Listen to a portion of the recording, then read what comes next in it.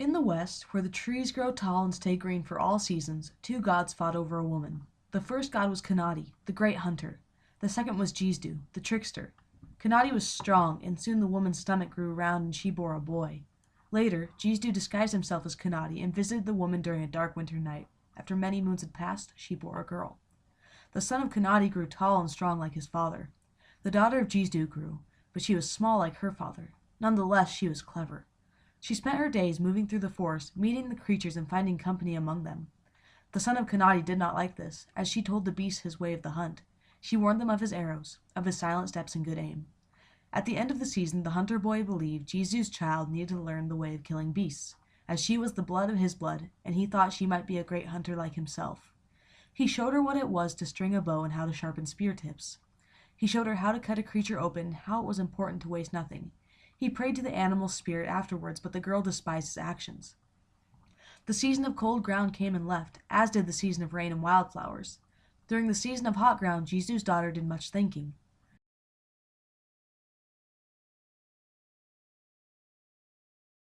The season of the hunt was upon them.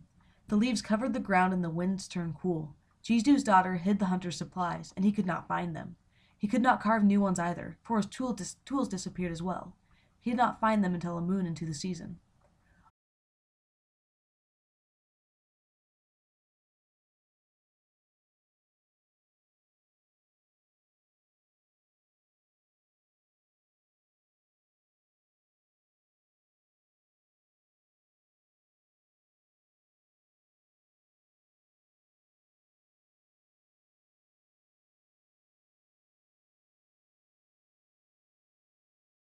On the first hunt, Kanadi's boy led the girl into the forest to find the small antlered deer. She did not want to harm the creatures. The deer were her friends. On the hunt, the siblings walked deep into the trees. The trickster pretended to be tired and begged her brother to stop and rest.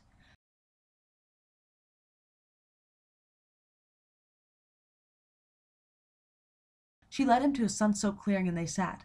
She gave him lunch and warm drink, and soon the hunter lay down upon the grass. The girl began to sing softly, and soon the hunter fell asleep. She then left and made noises in the forest and rubbed her clothing against trees to warn the creatures with their scent. When she returned, the sun had fallen from the sky.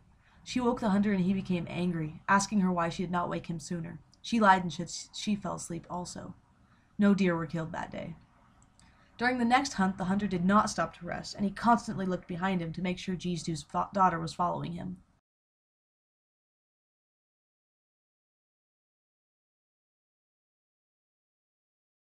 He crouched low to the ground and pointed. He looked to his sister and said, "Shoot your bow." But the sister yelled back, "What?" as if she could not hear him. The deer ran away, and the brother was angry. Jizdu's daughter lied and said she had not seen the deer, although she had seen it long before her brother did. No creatures were killed that day. On the third and final hunt, Kanadi's boy finally found a deer in the path. He pulled his sister in front of him and demanded that she kill the beast. She knocked her bow and breathed heavily as her brother watched with great intensity. She released her hold and the arrow whistled through the air, landing in the dirt in front of the deer's hooves.